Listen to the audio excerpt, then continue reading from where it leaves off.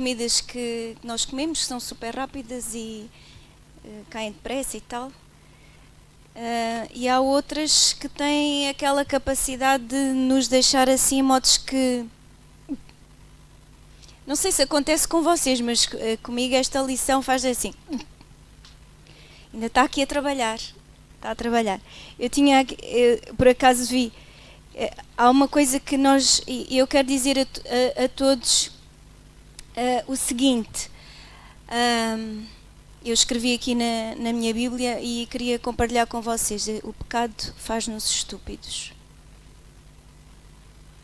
Porque quem é que na sua mente sã e agarrar em folhas de figueira, estando completamente nu, e cozer no seu... não é cozer ao corpo, obviamente, mas pôr colado ao corpo folhas de figueira. Vamos... Se vocês tiverem um tempinho hoje, se calhar vão procurar uma figueira e tirar uma folha e esfregar assim nas mãos para ver como é bom, não é, irmão João? É muito bom, não é? Porque o pecado faz-nos estúpidos. E Deus proveu a salvação e vimos nestas túnicas de peles, tipificando a morte do Cordeiro, que Deus provê a salvação. Salvação vem do Senhor. Em relação à nossa vida financeira, eu queria vos dar uma exortação que tem... É uma exortação muito longa, mas não se preocupem, porque tem de ir trabalhar, não pode ser longa, tem que ser curta, tem que encurtar. E eu queria vos perguntar o seguinte. Quem é que me pode dizer ou tem ideia de qual dos mandamentos...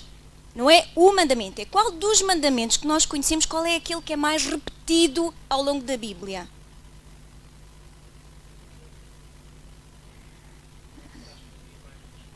Amar o próximo, não farás para ti imagem de escultura.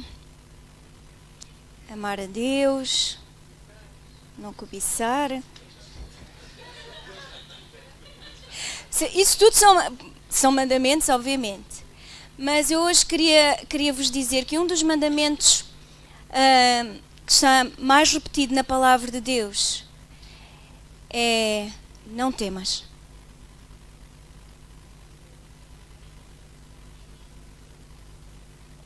É não temas. É um mandamento. Não temas, ó bichinho de Jacó. Não temas, povozinho de Israel, não temas.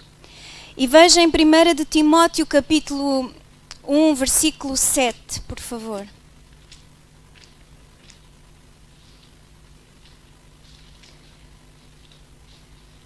Primeira de Timóteo peço desculpa, 2 de Timóteo, capítulo 1, versículo 7, que é antes de Hebreus. Sensivelmente antes de Hebreus, tem Tito e Filemão, mas são pequeninos, passam quase aí despercebidos. 2 de Timóteo, passam despercebidos, mas são importantes, salvaguardar. 2 Timóteo 1,7 diz assim: porque Deus não nos deu o espírito de temor ou de medo, de pavor. Esta palavra temor significa pavor, mas de fortaleza e de amor e de moderação ou de domínio próprio. Deus não nos deu um espírito de medo. Deus não nos deu um espírito de pavor. E nós vemos o motivo porque é que nós temos medo. Você já reparou que você não precisa de ensinar uma criança a ter medo? Mesmo antes dela alguma vez ter sido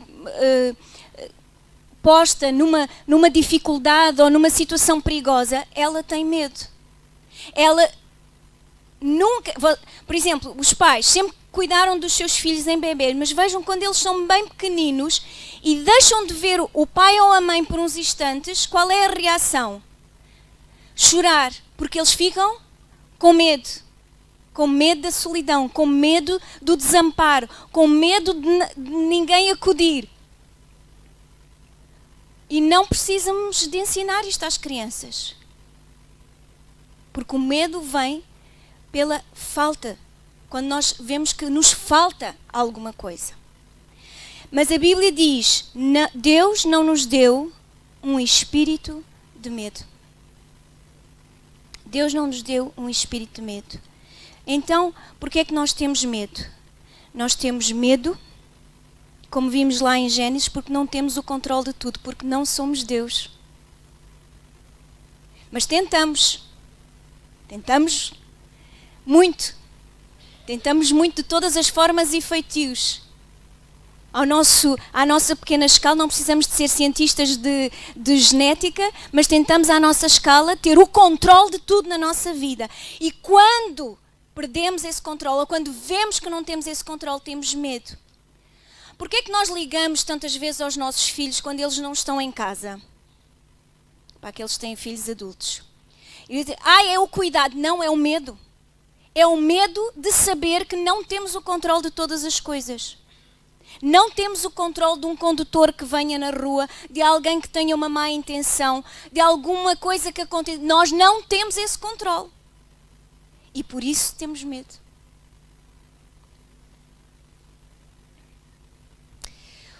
Também o nosso medo está ligado àquilo que achamos precisar. E antes de nós falar... Isto diz respeito a tudo, não diz só respeito à nossa vida financeira, mas a nossa vida financeira faz parte de nós e está incluída cá dentro. Por exemplo, quando nós olhamos para uma nota de dinheiro, o que é que nós vemos? Vemos a nota ou vemos aquilo que precisamos? Vemos aquilo que precisamos. E por isso, quando vem uma conta para pagar, nós ficamos muito rabugentos. Porque nós precisamos do dinheiro. E vem esta conta. E eu tinha planos para aquele dinheiro, mas tenho que pagar esta conta. E isso está anexado ao nosso medo. Medo porque não controlamos. E medo porque achamos que precisamos de certas coisas. Temos medo. E como é que o medo fala? Fala de algumas maneiras. Fala, por exemplo, Jesus ensinou que o medo fala através da ansiedade. Quando lá no Sermão do Monte diz, não andeis ansiosos sobre o que comer, sobre o que vestir, sobre o que calçar. Porque Deus sabe que precisam destas coisas. Por isso é que depois diz em Timóteo, Deus não nos deu um espírito de medo. Não precisam de ter medo, não precisam de andar preocupados sobre o que é que vão comer, o que é que vão vestir, o que é que vão calçar. Porque Deus sabe. O vosso Pai Celestial, ele não disse Deus sabe, o vosso Pai.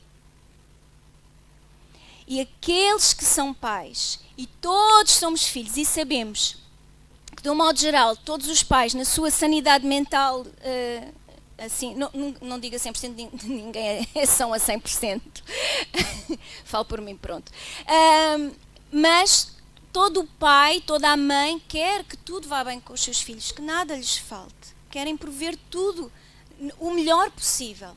Então Jesus disse, o vosso Pai Celestial sabe o que é que vocês precisam. Mas... o medo fala através da ansiedade e se nós temos de analisar se eu ando ansioso com alguma coisa, palpitações, se eu falo o que é que eu vou comer, o que é que eu vou vestir, como é que eu vou pagar, como é que eu vou fazer, às vezes eu estou preocupado, estou estressado. A verdade é que você e eu não estamos com medo. Nós estamos com medo porque não temos o controle de tudo. E há outra coisa que eu vos quero mostrar que a Bíblia diz. Se vocês forem rápidos, podem abrir em Isaías 32.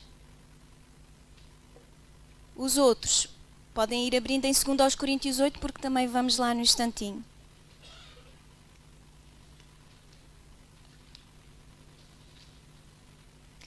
Isaías 32, versículo 8, diz assim: mas o liberal projeta coisas liberais e pela liberalidade está em pé. O liberal projeta coisas liberais e pela liberalidade está em pé. O que é este o liberal? Liberal é um sinónimo de generoso, de uma pessoa generosa, de uma pessoa com um palavrão aqui que eu escrevi, magnânimo. Gostei desta palavra. Generosidade significa magnanimidade, palavrão, grandeza de ânimo. E a Bíblia diz que aquele que é generoso projeta fazer coisas generosas e pela generosidade está em pé. Ou outras traduções dizem está firmado. Agora põe-se a generosidade e o nosso medo. A Bíblia diz que o generoso projeta coisas generosas e pela sua generosidade ele está de pé, ele se mantém de pé, ele não cai. Então como é que eu posso ser generoso se eu não tenho o controle de tudo? E às vezes deixo que o medo tome conta da minha vida, tome conta das minhas ações. Quando a Bíblia me mostra que Deus não me deu um espírito de medo e que me diz para eu não andar ansiosa com coisa alguma, porque o meu Pai cuida de mim. Como é que eu vou fazer? Eu vou seguir o exemplo. A Bíblia diz que tudo quanto está escrito é para nosso ensino. Então vamos a 2 Coríntios e vamos ver o exemplo destes irmãos da Macedónia.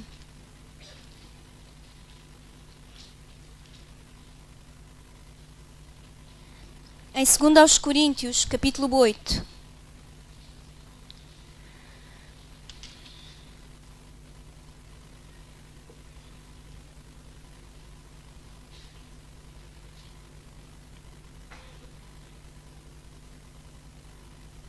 Não tem a ver com o quanto nós temos, o facto de podermos sermos generosos ou não.